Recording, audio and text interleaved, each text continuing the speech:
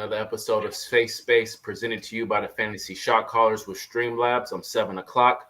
I'm accompanied with my brother from another mother, Brother Fox. How are you holding up? Hey, I'm well, brother. I'm well. Love and liberation, everybody.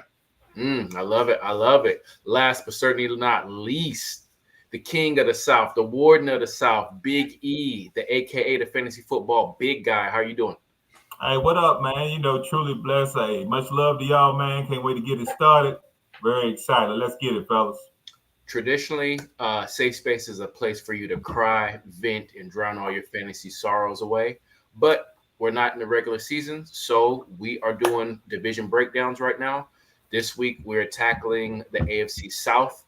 It was rough. It was slim pickings. Slim pickings. There's some talent here and there, but it wasn't as juicy as the NFC West last week. Brother Fox, who you got? Which direction you taking us? Let's go. Let's get into it. How can the good folks take care of us? Hey, as always, y'all can give us that HBO special. If you don't know by now, the HBO special is the Help a Brother Out special. So help some brothers out. Hit that like button, subscribe. It truly goes a long way. What direction we going? We going QB, we going RB, we going receiver, tight end. How we starting it off? Let's go. Let's start with running back. Okay. Spicy. So my RB1 from this division, and I truly feel like he's the clear RB1. Ooh. Joe Mixon. Ooh. I feel like with the additions that they have on the Texans roster, now that they can go 3 wide receiver sets, he's going to see a lot of light boxes. He's coming off a season where he had 9 touchdowns, even though technically he didn't put up as much rushing yards as normal, but he set 9 touchdowns with the backup quarterback for almost half the year. So I'm looking at an improved offensive line, weapons all around him, and a competent quarterback who can stay healthy, unlike Joe Burrow. Like I feel like this is a big year. Plus, he just got paid. You know, it's like he wants to show that he's worth that money. So I feel like clear RB1 from AFC South, Joe Mixon. I don't know. I don't know about Joe. Joe a little old. He's a little long in the tooth, bro. He like 27, 28. 27, 28. You know what I'm saying? I ain't going to hate on it, though. I went a little bit traditional, obviously. I thought about Joe. He was one of them, but, you know, I might talk about 2 running backs, but I'm just going to say I'm going with Jonathan Taylor. I think this is the year he leads the NFL again. You know, he's 25, about to be 26, you know.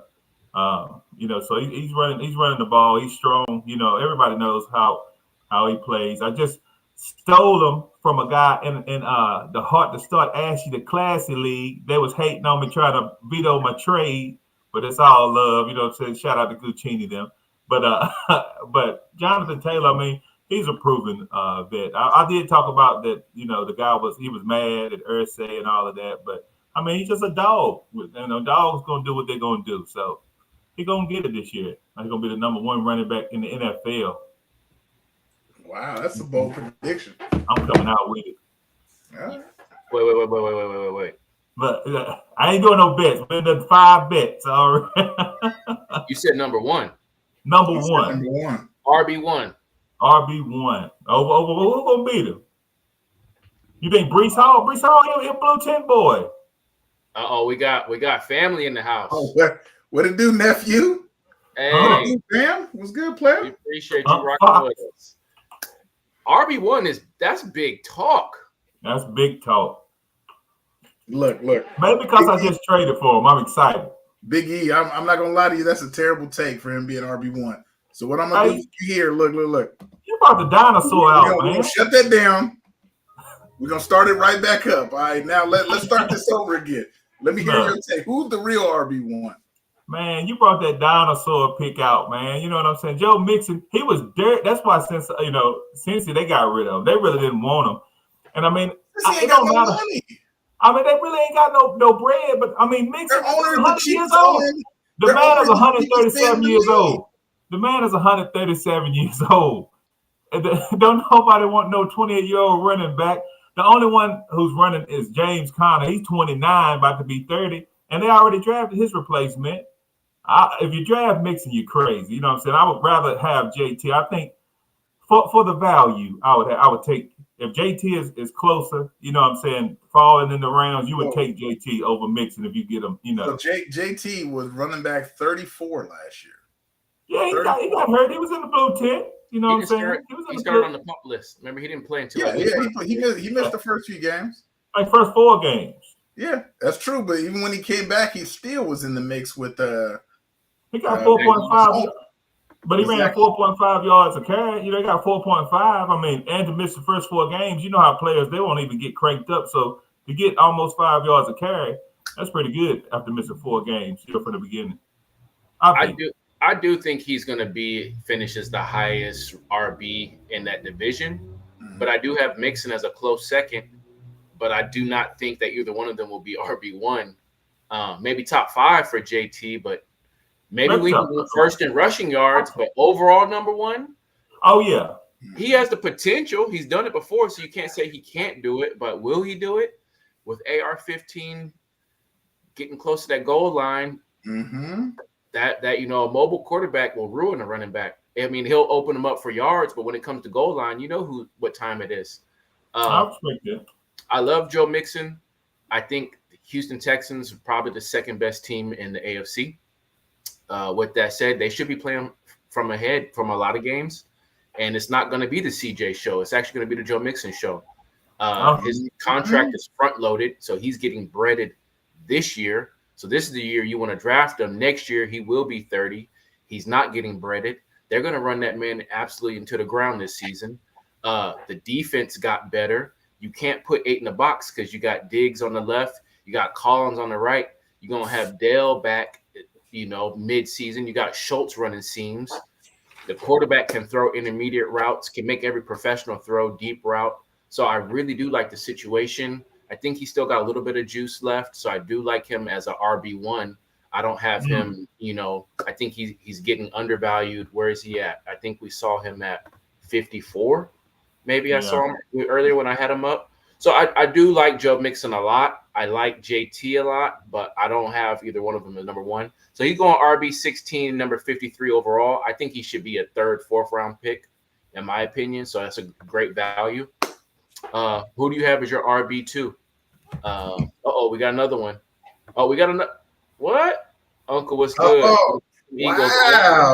Hey. Hope the nephew's up there. Wow. Savannah, Georgia represent. I respect it. Hey. What's got birthdays coming up? Hey, and Jordan, happy early birthday, my guy. Happy early birthday. Look, it's birthdays. They're looking for Uncle to drop some money, though. He needs some sneakers. Hook him up, Brother Fox. Hook him up. All right, so let's see.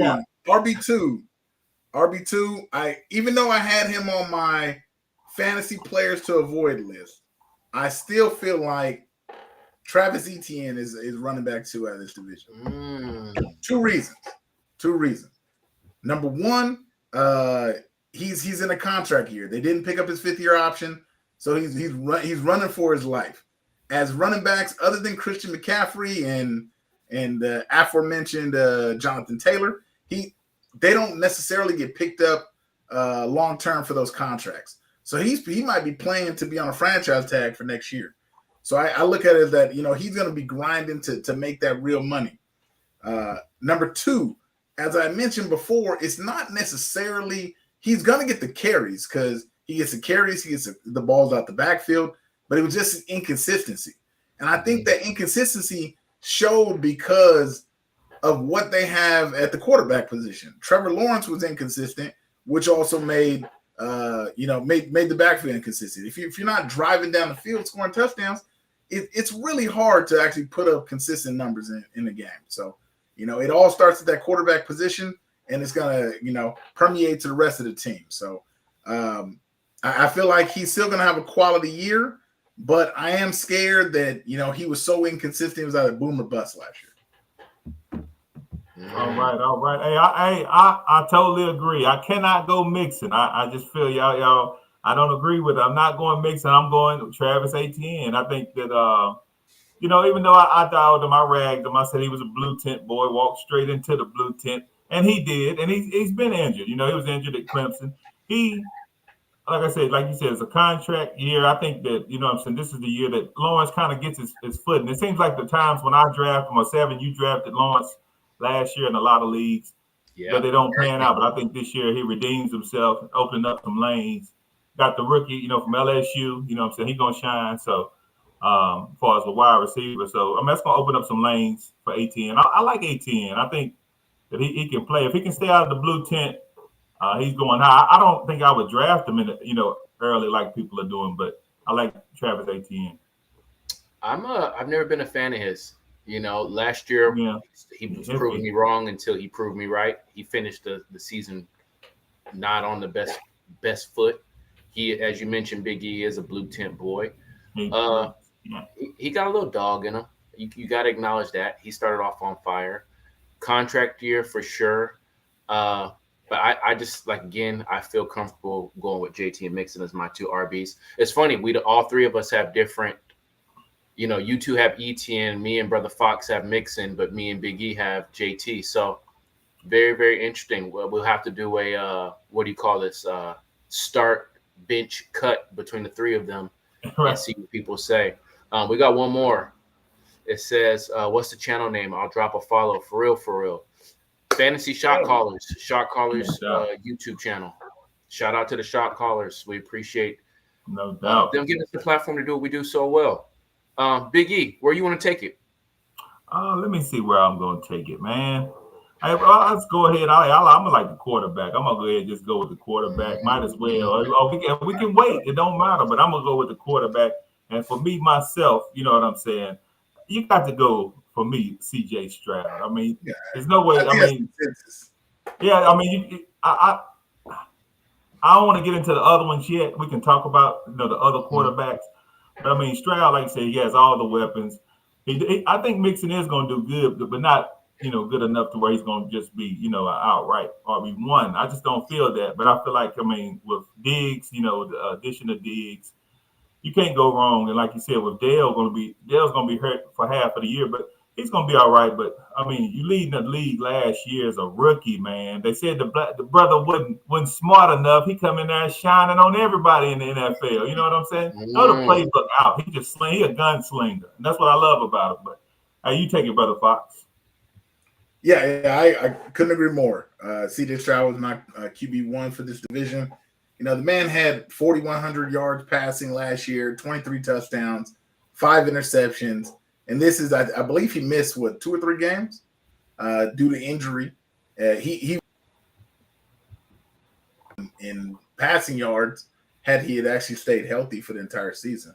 I still feel like it's a weak division defensively. I feel like, a lot of the teams have actually improved offensively, but it's still a weak division. And with more weapons, the kid's going to eat this year, man. The kid's going to eat. So, hey, proudly draft C.J. Stroud. Don't jump and get him early, but there in the 6th round, early to mid 6, or if you're in a deep league, maybe the 7th. That's a fantastic spot for him. No doubt about it. Oh, we got some. CJ is a 2nd-year slump. What? Man, somebody hating out there. They hating out there. No, he a Charger fan. He don't know about good quarterback play. Oh, it's thrown on you. He a Justin Herbert fan. The legendary 4th. Albert. Salute, brother. Yeah. Much love. I went AR-15. Whoa! You showed out. You showed out. I did. You showed out completely. A blue tent boy. 4 quarterbacks, excluding AR-15, averaged 20 points per game last year. Josh Allen QB1, 24.2 per game. The only person that had a higher average was AR-15 at 25.7. What was the sample? How many games? Sample size 2 games. And what teams did he play during those 2 games? He averaged 25 a game. He in the same division as C.J. Stroud. He don't have that great of a defense. As we said, weak division. But who did this Negro play the first 2 games of the season? Like I said, he don't believe that. He don't believe that. AR-15. He don't believe that. I ain't say it's by much. but a full body work. We know what the mobile quarterback can do in the league. Let's not play. Let's not play like we don't know what Lamar is capable of, what Hurts is capable of, what Josh Allen is capable of. Let's not play. Nah. Or, hey, we know what quarterbacks do in that second year. Patrick Mahomes. Hey, whoa. Second year? Don't even put his name in Lamar Jackson. Hey, second year. Lamar Jackson, second year. Kyler Murray made the leap second year. Jalen Hurts made the leap second year. You saying AR-15 can't improve? Man. Hey, yo, what the fuck? AR-15 gun jam. The gun jam. AR-15 is dirt. If we think the Texans are what the Texans are, you may not need C.J. Stroud to be C.J. Stroud. Also, they finished first in the division. So you know they're playing Baltimore. You know they're playing that Kansas City defense that you try to sprinkle in and talk about during our AFC West breakdown. Sure okay, did. and then they got the Bills. Yeah. Okay, so they got the schedule now. They're not playing the number 2 schedule like they did last year. Since we're talking about who was playing who. I agree. Yeah, but who AR-15? He ain't gonna play for 3 games. It's gonna be a hell of a 3 games, baby. It's gonna be a hell of a 3 games, baby. Best ability is availability, brother. Hey, like they say, hey, some heavyweights been knocked out in under 3 minutes. You know, Oh, that's what I'm talking about. Heavyweight. We all seen 3 games, baby. Hey, yeah, we've seen a couple of knockouts this week. You know, couple knockouts. All right. All right. It says Lafayette tripping it. Our secret weapons are Barkley and the Eagles, so watch out. Oh, hey, we need to get you on. Hey, we need to get him. Send him a camera. Let's get him on here when we do the NFC East. No doubt. We'll do that one last. Give him some time to get set up. Get him coached up. But let him talk his talk. He can't do no worse than you. Or me, either one. But in all seriousness, I'll take AR-15 in round 7 because I think C.J. Stroud, you're gonna have to pay a 4th, 5th round tender for him. No doubt. I feel that AR-15, you're gonna be able to get him in the 8th, 9th round, bro. Like, nah, I can't say that. I can't say that. Let's look where he went during the mocks. We'll check. We'll check next week. Remember this? Right. Next Monday, we'll check. No doubt. Dynasty, obviously, people are picking them up, trading for different things like that in the dynasty league. I know it's a little bit different, but at the same time, I just think I don't know. The sample size ain't big enough. I just need a little bit more. Yeah, for sure. Okay. That's fair. For the Fox, receivers or tight end. All right, let's go receivers. Let's go receivers. Unless you wanted to talk about the other the quarterbacks. Do you want to only other thing I could probably mention was like my QB2 was Trevor Lawrence, and the reason why. So I know a lot of people were hoping that he'd pop off last year. People thought that he was gonna have that breakout season last year. But again, like we said before, you got to follow the money. When a player's in his contract year, the chances of high performance is high. They haven't even started contract negotiations with Trevor Lawrence this offseason. And like the chances of them losing him next year, super high if he actually outperforms what he needs to do. I look at the Jaguars were actually the 1 seed in the AFC until week 10. And in week 10, Christian Kirk went down. If you look at the numbers, before Christian Kirk got hurt, Christian Kirk was almost at 800 yards receiving. He had 4 touchdowns. He was on pace to have about 125 catches and over 1,300 yards for the season. Like Christian Kirk was balling. And so I looked at Trevor Lawrence as like, if Christian Kirk can stay healthy, and if Brian Thomas Jr., the draft pick they got out of LSU is worth a damn, he's going to earn that next contract. Mm-hmm. So that was the only thing I had to say about Trevor Lawrence. On to receivers. Now I'll stay. I'll give you guys Stephon Diggs or whatever to talk about, but I'm gonna stick on Christian Kirk. He was actually my wide receiver 2 from the division. Christian Kirk played 12 games last year, 800 yards receiving, was clearly the favorite target of Trevor Lawrence. Yeah. And at the time, they were the 1 seed in the AFC. They're still in the weak division. The They're gonna have a third place schedule. Players in contract years. Even Christian Kirk's gonna be in a contract year.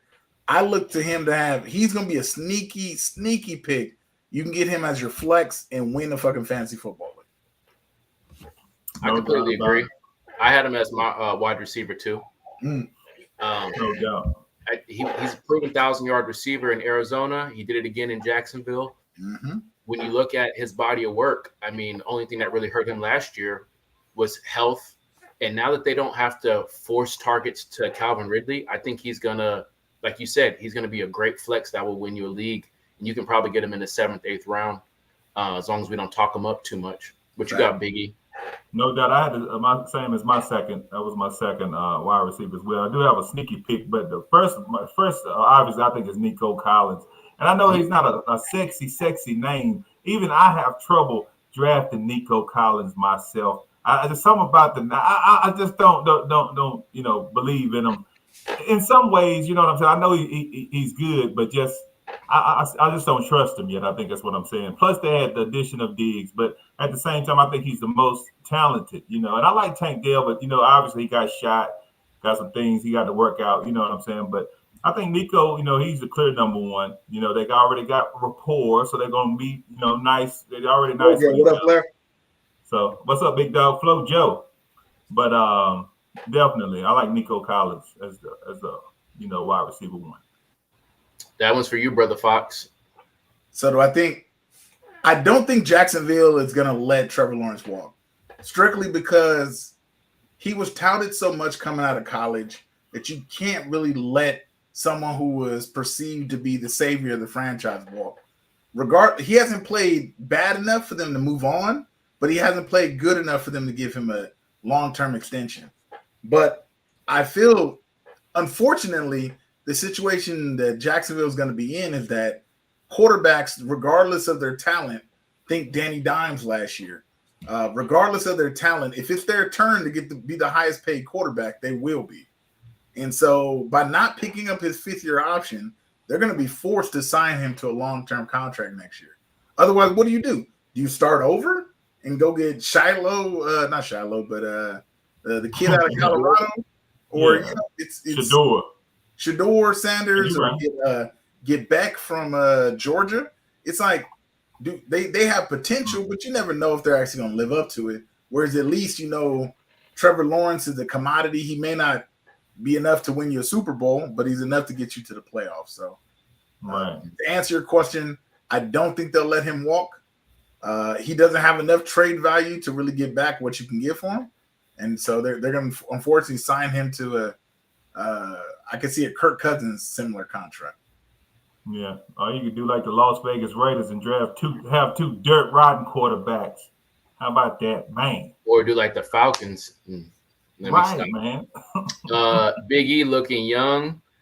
7, let's see them guns, bro. You know what, man? 7 actually been working on the lean game. I ain't going for the, I'm a man. I'm 40. Yeah. I like that. I like that, 7. I love that. More endurance than powerlifting, I should say. I'm trying to be a strong safety instead of a linebacker. Where we at? Receivers? We're talking about wide receivers. Yeah. I took Stephon Diggs as my wide receiver 1. Restructured the deal. They're breading him out. It's a 1-year deal. It's his audition. He's a little long in the tooth, but he's a diva. He's going to command a high target share. Tank Dell eventually will be back, but it's going to be the Nico Collins and Stephon Diggs show. And I just look for Diggs to be the one. I think they're interchangeable in their spots. If we scroll up real quick, I think we have Diggs at 37, and I thought Collins might have been a little high, and then Collins at 29. So they do have Fantasy Pros does have Collins a little bit higher, but I still think Diggs is the proven commodity. He's done it year in and year out, and he should be the guy. Right. Yeah, you're Go ahead. No, I believe the same. I was just gonna say a sneaky pick for me is D-Hop, and I know a lot of people don't even. I know D-Hop is old. D-Hop, he a dinosaur, no doubt about it. But I think he's kind of like a Mike Evans of last year. When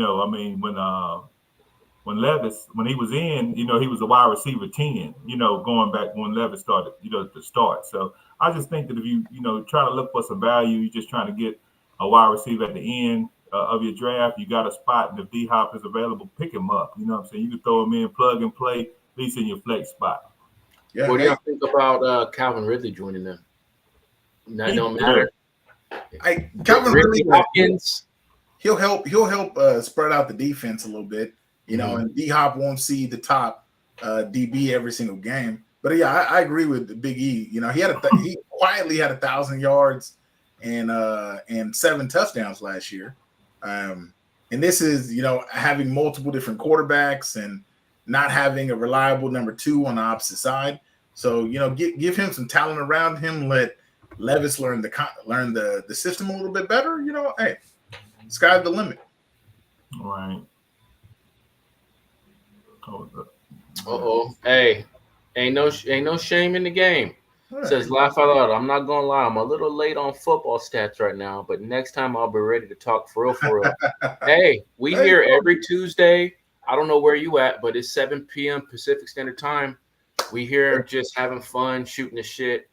It's therapy for us, No doubt about it. It's a safe space. So come as you are. If you want to talk. You family, you kinfolk, we'll have you on the show. If you feel like you about that life, we'll have you on. Hey, I'm gonna get you right in that cash out. You know what I'm saying? Right. Hey, happy birthday. Tight end? Yeah, let's talk tight end. Let's talk about Evan Ingram. I know, right? Evan Ingram. The clear tight end one for this division, Evan Ingram. Evan Ingram came off a career season last year, 114 catches, 963 yards, 4 tubs. Albeit this is in a season that Christian Kirk was hurt, for the last 6 games. He may not mimic those same numbers, but again, when it comes to tight end, unless you get one of the top 5 tight ends, it's fucking slim pickings out there. So you can get someone like Evan Ingram in a later round, 9, 10, and him still be projected as your starting tight end 1 and put up 114 catches in a PPR league. Hell yeah, that's worth it. So obviously tight end 1, Evan Ingram. No doubt. My tight end 1 on the same thing. Evan Ingram. I mean, since the brother cut that Jerry Carroll off, he been on point. You know what I'm saying? He been doing his thing. You know what I'm saying? I don't know where he was on that Cali style. I don't know where he's from. You know what I'm saying? Hey, don't be disrespecting the West Coast. On the West Coast, you know what I'm saying? Had the Raider hat on with juice dripping. You know what I'm saying? But at the same time, he cut that off. Now the brother got some skills. He been catching the ball. He make Lawrence look real good. You know what I'm saying? So hey, like I said, Double E. I like Evan Ingram. God was Big E, huh? Hey, look, man, Flo, don't make me get on you, bro. Don't make me dog you, dog. Don't make me dog you on the show, please. I hate to do it to you. I love Evan Ingram as my first tight end after like the Big 5, Big 6. Obviously you want to make the playoffs. 6 teams make the playoffs more times than not. You want to have a top 6 QB. You want to have a top 6 tight end. That's just how it goes. If you can't get one of those, if Kincaid goes 5th, 6th round and you can't get him, I'm comfortable taking Evan Ingram in that 8th round. He's ranked kind of 71 right now, which I thought was a bit high, considering there's such a drop off. But I feel confident that you could probably get him in the 8th round and do well enough. If 114 is what he got when Christian Kirk was hurt, what is he going to get with Calvin Ridley gone? Facts. No doubt. So we'll see. And then we got Flojo for one last one. He said, "Oh, I thought I had it. What's his value in Dynasty redraft? EE is my number 1 target." What you think, Biggie? You don't the one that represents Dynasty. He's not the worst in Dynasty. He's somebody that's just like tight ends. Tight ends, they're valuable everywhere. Evan Ingram, he's just like, he's a guy, he's a jag, man. You know what I'm saying? He's a jag. Jags on jag. Just a guy in Dynasty, the way I feel. He's not my number 1, but I can see why he's yours. I know you definitely trying to send some terrible trades for him because that's what you do. Oh, he said I have to come on so we can battle. So, We definitely can. Uh-oh. Hey, don't keep the hat. No hats allowed. Only 7 get to wear hats in here, so no hats allowed. Appreciate it. Brother Fox, before we wrap things up, how can the good folks take care of us? As always, y'all can give us that HBO special. If you don't know what the HBO special is, it's the Help a Brother Out special. So help some brothers out. Hit that like button, subscribe. It truly goes a long way. We appreciate it. We appreciate y'all. Have a blessed one. We'll see you next week. NFC South breakdown. Even slimmer pickings. It might be. Hey, we should have just merged the two Souths, made it an extended episode, and just hey, NFC South next week. See you guys 7 p.m. Pacific Standard Time. Peace. And go Mavs too, baby.